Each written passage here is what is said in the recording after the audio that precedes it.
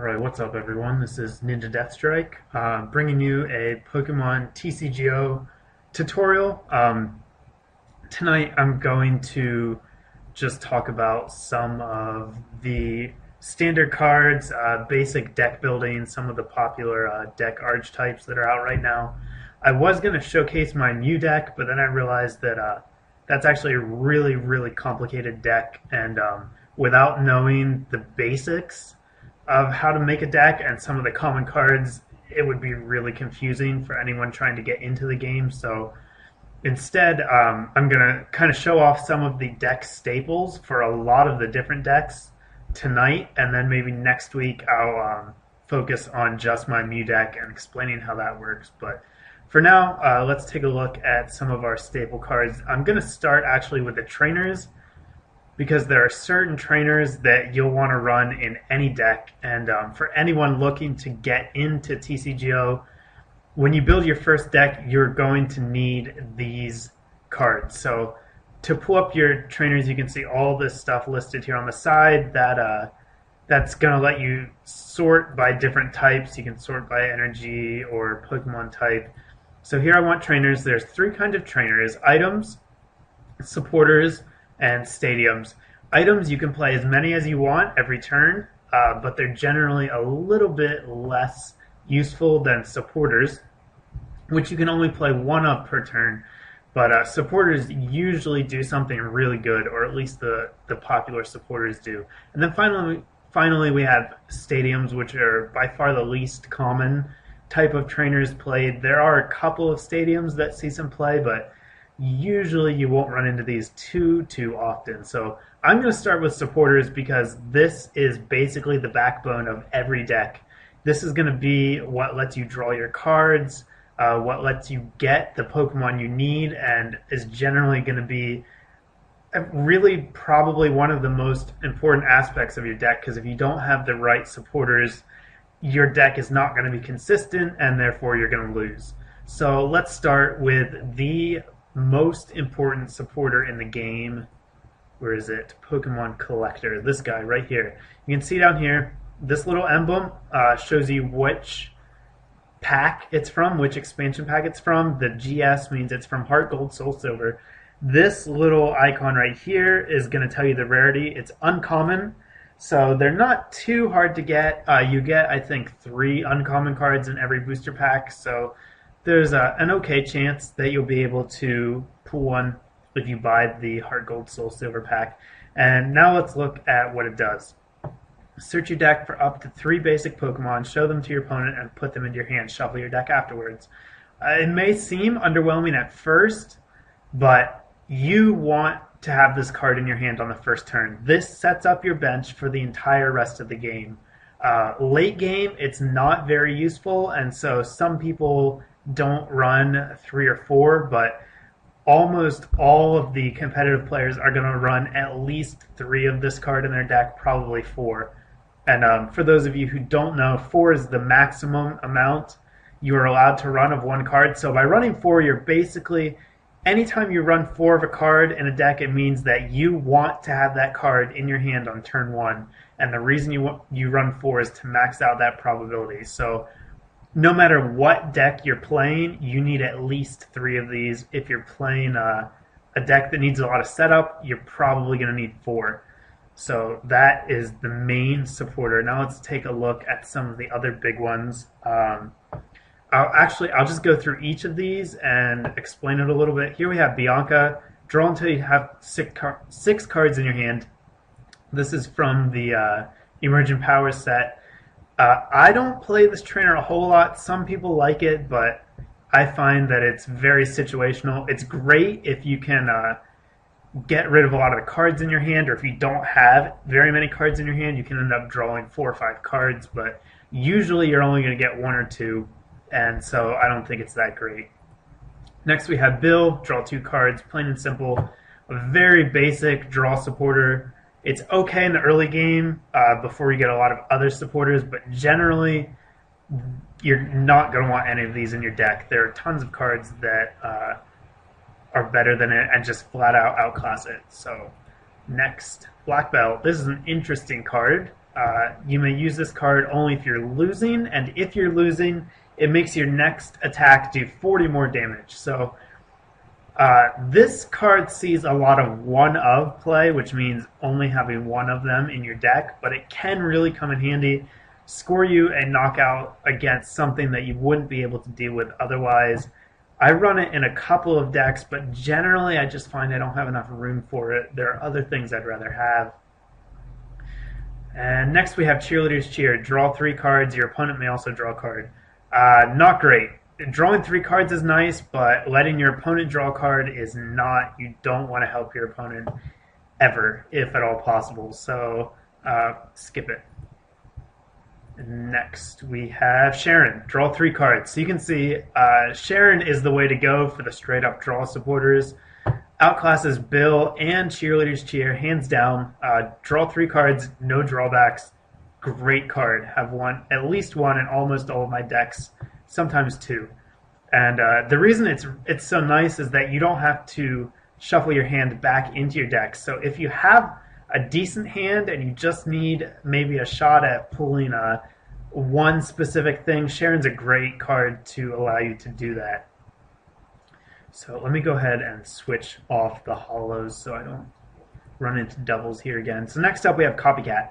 Shuffle your hand into your deck, then draw a number of cards equal to your opponent's hand.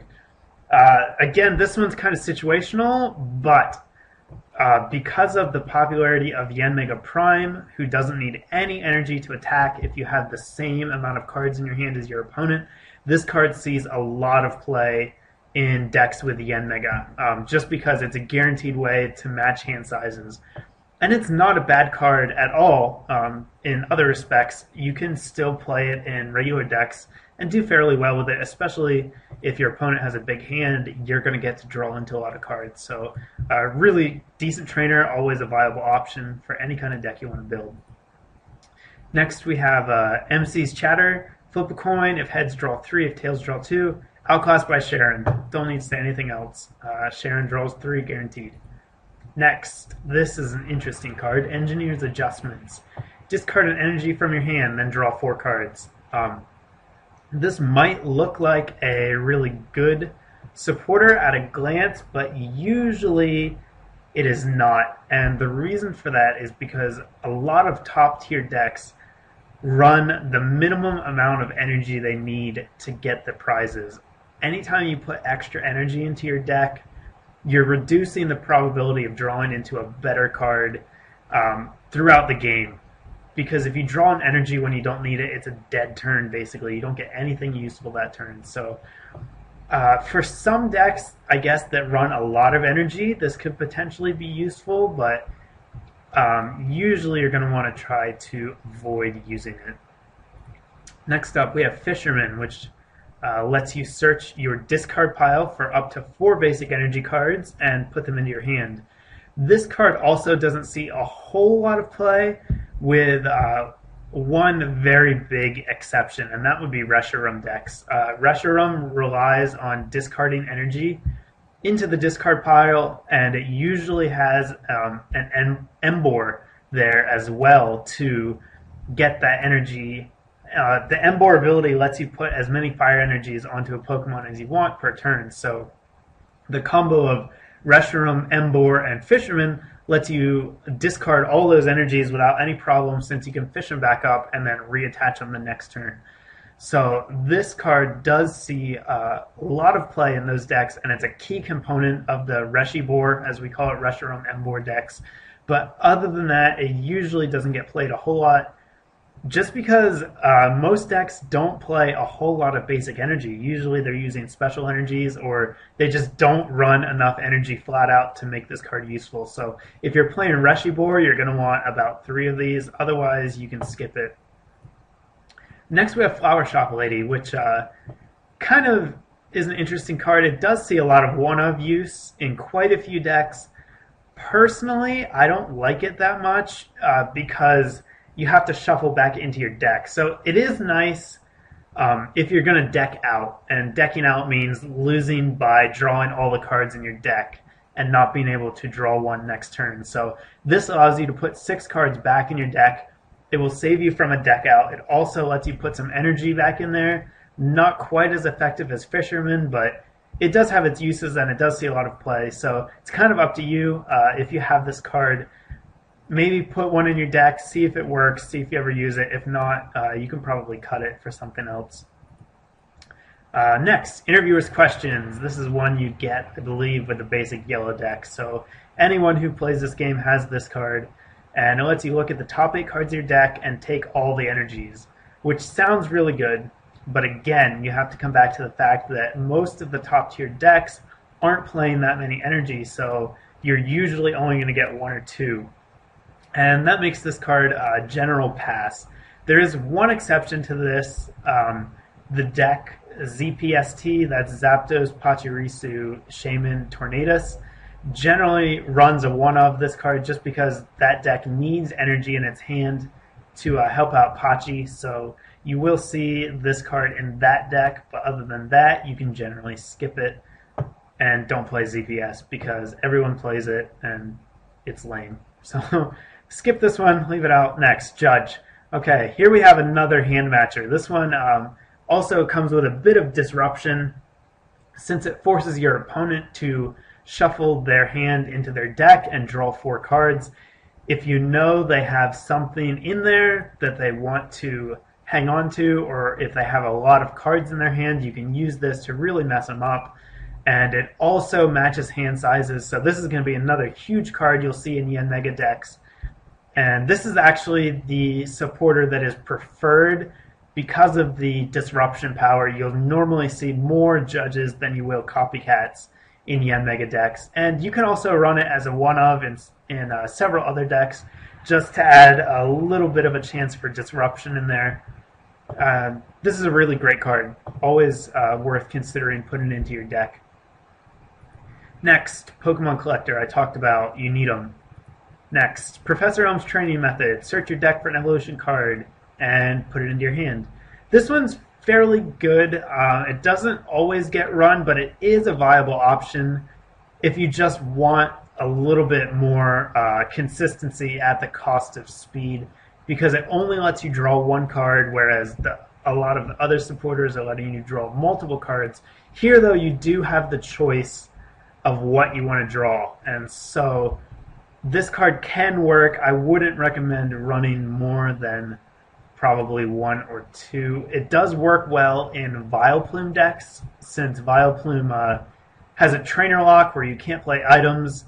That means that you're not going to be able to play a Pokemon Communicator.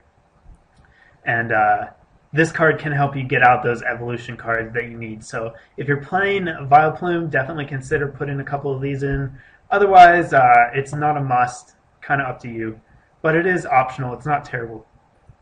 Next, Professor Juniper. Discard your hand and draw 7 cards. This is an awesome supporter. Drawing 7 cards is huge. It's not always convenient to discard your hand, but if it's clogged up with a bunch of junk you don't need anymore, like collectors in your mid to late game, or if you don't have that many cards in your hand, this can be just a fantastic card because you basically discard 1 or 2 cards and then draw 7. So you will almost always want at least 1 of these in your deck. You can run up to 2 or 3, just depending on what you prefer, because we'll see with the next card you're going to have an option. So here's the next card, Professor Oak's New Theory. Shuffle your hand into your deck and then draw 6 cards. This card is kind of the counterpart to Juniper. Rather than making you discard, you can shuffle into your deck and you get to draw 6 cards instead of 7. So pretty comparable. Both are really, really great. You'll want at least 1 copy of each in almost every deck you're going to build. Usually you're going to have multiples of both of these. And Oak is really good just because you don't have to discard those cards. So if you have cards that you're going to need later, but you don't need now, this is a great card because it lets you keep those in your deck so you can get to them later, but it also lets you get them out of your hand where they're not doing any good. So I'd recommend at least 2 of these in every deck. Some decks run up to 4. It's really kind of a balance between Juniper and Oak, and you just have to play to figure out which one you like better. So let's look at the next one. Sage's Training. This is another really, really great card. It's kind of the counterpart to Sharon. Let's read the text. Look at the top 5 cards of your deck. Choose any 2 cards you find there and put them into your hand. Discard the other cards. So this one lets you draw 5 cards, but you only get to keep 2 of them. So whereas with Sharon, you get to draw 3 and keep all of them. Here you draw 5, but you can only keep 2. So it lets you get deeper into that deck, giving you a higher probability of finding that card you want, but it comes at the cost of forcing you to ditch the other cards that you don't want. So it can kind of be a little bit of a pain if you draw into a bunch of cards you need, or a card that you don't need now but you're going to need later, so you have to take it into your hand. But still, being able to cut through a nice chunk of your deck and look for specific cards is definitely helpful. I usually run 1 of these in my decks. A lot of people may run more than that, and again, it's up to you to find the balance between this and Sharon. I like to go on the safer side for this one, tend to stick with Sharon, but Sage's Training is definitely a viable option in any kind of deck because it's always helpful. So let's see, do I have any more? Seeker. Okay, this is an interesting card. Very different compared to the other supporters. The text says, each player returns 1 of his or her bench Pokemon and all cards attached to it to their hand. So this may sound like a weird card, and it kind of is, but it does have a couple of applications that can be game-changing given the right deck. For example, in any deck that runs Vileplume and Reuniclus, Reuniclus lets you move that damage around, so you can move all of your damage onto 1 Pokemon and then use Seeker to pick that up. And when you pick it up, all that damage just vanishes. So you basically heal all the damage that was on it for free. The other application is usually, again, in Zekrom decks. Since Shaman only lets you move energy around when you put it onto the field, a lot of times you'll see people use a Seeker to pick Shaman up and then play it back down again so that they're able to move their energy around again. The final application for this can be used to pick up a cheap win, or a donk as we call it, by taking out your opponent's Pokemon when they don't have any on the bench. And the way you do that is if they only have 1 Pokemon on their bench and you can knock out their active Pokemon that turn, you can play Seeker and they don't have a choice but to pick up that sole benched Pokemon. And so then when you knock out their active, they don't have anything to send out and they automatically lose. I've had this happen to me on numerous occasions. It's kind of disheartening, but it's definitely effective. So generally, if you're playing Vileplume, Reuniclus, if you're playing anything with Reuniclus or ZPST, this will be a card you want in your deck. Other than that, it's probably going to be of limited use, but maybe as a one-of, that's up to you. Next, Team Rocket's Trickery. Draw 2 cards, then your opponent discards 1 from his hand. This card usually only sees play in disruption decks that rely on messing up your opponent, and disruption decks really just aren't consistent enough to work. So give this one a pass. Stick with Sharon. And now we come to, I believe, the last supporter, Twins. This one is kind of the counterpart to Black Belt. Instead of increasing your damage when you're losing, it lets you search your deck for any 2 cards and put them into your hand. And this is an amazing supporter for slow decks. In fast decks, you're going to be taking the lead, so you're never going to get any use out of this. But in decks that take a while to set up, this is an absolute godsend. And there's kind of a little trick you can do if you have multiple Twins in your deck, which you should. If you're running a slow deck, you'll probably be running at least 3 of these. What you can do is use the Twins once, grab any card you want, and then grab another Twins. And then so next turn, you can play that Twins to get another card you need and another Twins. And you can just keep on chaining your Twins until you run out of all of them. And you end up getting like up to 5 cards that you needed for free as long as you stay behind. So any kind of slow deck, definitely consider running Twins. And that is going to do it for the supporters.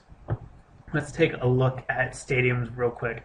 I only have 3. I should probably click on show all. There's one I don't have. Okay, Burn Tower. This lets you both players flip a coin. If they get a heads, they can put an energy from their discard into their hand. This is only going to see play in any kind of Rush Room deck. Other than that, it won't be used, and it's not that great in anything else. So unless you're using Rush Room, don't play this card. And even then, you only want 1 at the most. It's still optional. It is nice to get around Trainer Lock, though, if you don't want to use Energy Retrieval. Next, Indigo Plateau. Each Pokemon Legend in play gets 30 plus HP. Legends are those really cool-looking cards that you have to have 2 halves to play them down. They're also generally terrible or really hard to set up. There's almost no deck that relies on them to win. I guess I could see this card getting play in a Vileplume deck if it's running Legends. But other than that, you probably won't want this because you probably don't want to run any Legends. And if you do, they're just going to be cleaners. They're not going to be out there attacking for long periods of time, so skip it. Next, Lost World. Sorry that it says do not have here. Actually, I can probably take care of that next. But anyhow, this is a really cool card that I hate. I hate playing Lost World decks. It's so nerve-wracking, but let's look at what it does. Once during each player's turn, if that player's opponent has 6 or more Pokemon in the Lost Zone, that player may choose to win the game. So basically what it's saying is if you put 6 of your opponent's Pokemon into the Lost Zone, or they put them in there themselves, you win. And if you've watched my other videos, you know that my Mew deck relies on me putting Pokemon in the Lost Zone. Decks that run this card usually run Gengar, who can put a ton of Pokemon in the Lost Zone real fast if you're not careful and if you don't know how to play against it. So this is a really cool card. Lost World is a really cool deck, and you'll get to see how that works. I took a video against a Lost World deck the other night. When I get around to posting that, you'll get to see how this card works in depth. And now we have only 1 stadium left. Ruins of Alph. Each Pokemon in play has no resistance. Maybe this would work in a fighting deck since everything resists fighting, but again, not going to see a whole lot of use, maybe here and there as kind of a tech card, but you're generally going to want to pass it up for something better. So now let's look at our trainers. I'll go ahead and put this into a trade so that you guys can see the card art for the ones I don't have. I'm not going to show you all the trainers because there are a ton of them, just the useful ones. And let's start with Dual Ball. Flip 2 coins for each head to get a basic. This gets played in ZPST because it runs all basics, so there's no downside to running this. You can kind of use it as a poor man's collector because it's an item, so you can play multiples the same turn, but generally you're going to want to stick with collector, though this is an option if you don't have all of your collectors yet. You can try to run Dual Ball instead. Just hopefully you have better luck than me because I always flip tails with it. Next up, let's see. I'll skip Energy Exchanger for now. Go to Energy Retrieval. Put 2 basic energy cards from your discard pile into your hand. So this is like a less good version of Fisherman, but it's an item. So you can play it and still play other trainers, and you can play multiples of it, which does make it very useful. Again, you're only going to see this card usually in Reshiboar decks, sometimes in ZPST, but generally not. You generally don't want to use this card unless you're playing Reshiboar, and then it's really good. But for the most part, you can skip it. Next, pass. What's good? Full Heal, don't use it. Good Rod, don't use it. Great Ball. Again, this is another card that shows up from time to time as a poor man's version of a collector. Just lets you look at the top 7 cards and pick any Pokemon you see there to put in your hand. It's not a bad card by any means, and if you don't have anything else to run, it's worth putting into your deck, but usually I find that I just have other cards I'd rather have in there. It's a little bit inconsistent just because there's no guarantee you'll get what you want or that you'll even get a Pokemon. So up to you. It can work, but it's not necessary for every deck. Next, Junk Arm. Here is our first standard item card. This card shows up in nearly every deck, the exception being anything with Vileplume, since this is an item and Vileplume doesn't let you use items, so you can't use it in Vileplume decks, but you will see it in every other kind of deck. And what it does is it lets you discard any 2 cards from your hand and get an item out of your discard pile. So that could be, any of these other cards that I'm going to show you. If it's in your discard pile, you can use Junk Arm to get it back. And that is incredibly helpful, especially when you get a hand built up with stuff you don't need anymore, like those collectors that aren't going to do anything after the early game. So any deck that is not running Vileplume, you're going to want at least 2 of these. Some decks run up to 4, just depends on what you have room for, but definitely a good card to have. Next, Legend Box. Reveal the top 10 cards of your deck and put both halves of any legends you find down there. So it's kind of a search for a legend. This would only work if you run a lot of legends, which you should not be doing. And maybe, no, it's an item, so never mind. Yeah, don't use this card. It looks cool. I love the box art, but yeah, generally not going to be too useful. So let's skip that. Life Herb is okay, not great. Lost Remover. Let me touch on this card real quick. This is a really good anti-metagame card right now because almost every deck runs a DCE, and DCE means double colorless energy. This card lets you force your opponent to put any kind of special energy into the Lost Zone, which means it's gone forever. And since almost every deck runs some kind of special energy, this can be a really good option if you have room for it, and that's a big if, because normally you'll find that you don't, but it's certainly worth considering, and it could be a really effective anti-metagame card, so it might be worth trying out. Next is Max Potion. Heal all damage from one Pokemon and then discard the energies. This card is great for any type of deck that uses low energy attackers, and low energy means 1 or less, because you can completely heal that Pokemon from all the damage on it and end up only discarding 1 energy, which you can attach right back in the same turn. So really good card for any low energy attacking decks, again, unless they're running Vileplume, because then you can't use it. So next, Moo Milk, Skip, plus power. Really common card, also a really great one. You're going to see this in a lot of decks, especially Stage 1 and Zekrom decks, as well as usually you'll see some in Typhlosion Reshiram. Always worth considering. This is a really good card to just give you that little bit of extra damage you need to take that prize. So definitely worth a spot in your deck if you can fit it in. Pokeball, terrible, don't use it. Pokedex, generally not going to want to use that.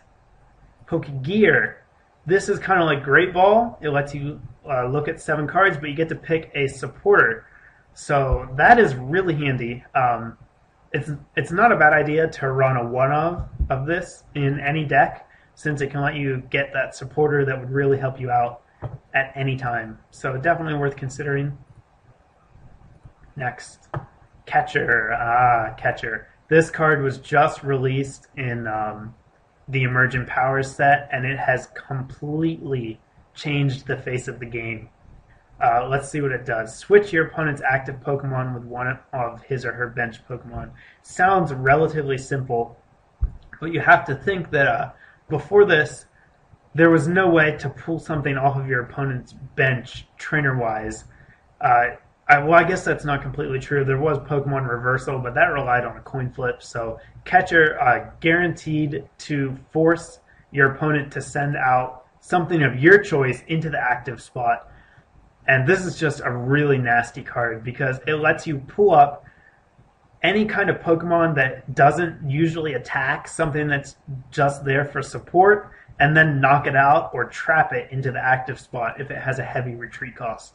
And so you can basically catch something up, knock it out, and break the back of your opponent's deck if it's an important card. For example, if you catch it up a Typhlosion in a Tyram deck and then killed it, there's no way for them to put energies back on their Reshiram, so you've basically crippled their deck just with this one simple trainer card. So you want these. If you're not running Vileplume, you want at least one. A lot of decks run 2, 3, or even 4. So really, really great card. Get it. Oh, hey. Got a trade deal? That's cool. Nice. Magnezone for 3 packs. Good deal. Okay, anyhow, where were we? I don't even know what that is. Oh, skip. PCOM, Pokemon Communication. Best item in the game. Probably better than Catcher. You need these. You need at least 3 of these. Doesn't matter. Even if you even if you're running Vileplume, you still want 3 of these. It's that good, even though there's a chance you won't be able to use them. Best Pokemon searching card in the game. Basically, you get to switch any Pokemon card in your hand for one in your deck. Done. You can, no restrictions, doesn't have to be basic, can be anything. And so if you have, that Gloom on your bench and you have a Yanmega in your hand but no Yanma, you can PCOM that Yanmega, pull up that Vileplume, and then get your trainer lock down where you wouldn't have been able to otherwise. So at least 3 of this card in your deck, at least. If you can do 4, 4 is okay too. So let's see. Pokemon Reversal, this is basically just the poor man's version of Catcher. But if you can't afford Catcher, this will work. Same thing, just relies on a coin flip. Potion, don't use this. Almost never. Next, Rare Candy. This is another massively important card. It lets you evolve a basic Pokemon into a stage 2. So you get to skip an evolution level. If you have a Oddish on your bench and you have a Rare Candy and a Vileplume, you can play the Rare Candy, evolve Oddish into Vileplume, and skip Gloom completely. So anytime you have stage 2 Pokemon, you're going to want at least 3 of these in your deck. Period. Always. Do it. I think, let's see, Revive. Put a basic Pokemon from your discard onto your bench. This can be useful, especially for bulky basics like Reshiram and Zekrom, but you don't always need one. It's very optional, up to you. Super Scoop Up, kind of like Seeker. Flip a coin of heads. You can pick up a Pokemon from your hand and put it into pick up a Pokemon from the field and put it into your hand. Does have a couple of differences between Seeker. Your opponent doesn't do it as well, and you can pull your active. So, pros and cons. This can work, but it's a very flippy card. Relies on a coin flip. So, again, my luck is terrible. I tend not to run it, but you might want to. It's not a bad card by any means. And finally, we have Switch. And Switch lets you switch your active Pokemon with one on your bench. So this is kind of the antithesis of Catcher. Lets you switch for free. That means that you can avoid the retreat cost. It also means that if you're asleep or paralyzed, you can play a switch to get out of there. So again, unless you're running Vileplume, at least one of these. I almost always run 2, just because I don't want to regret not having the extra one in there. They are really handy. So you definitely want a couple of these in any deck you build, unless you have Vileplume. And I believe that's it. I've already gone for over 30 minutes, so I will end this episode here, and maybe I'll post another one relatively soon going over some of the common Pokemon you're going to see, since trainers took over 30 minutes. That's by far the biggest chunk, though, because, like I said, they're the most important part of your deck. They're the backbone. So next week, or maybe later this week, I'll put up a video showing some deck archetypes. And until then, stay tuned, guys. I will have a battle coming your way as well, probably tomorrow or the next day. So lots of good stuff TCGO wise coming up soon. Thanks for watching, guys. Later.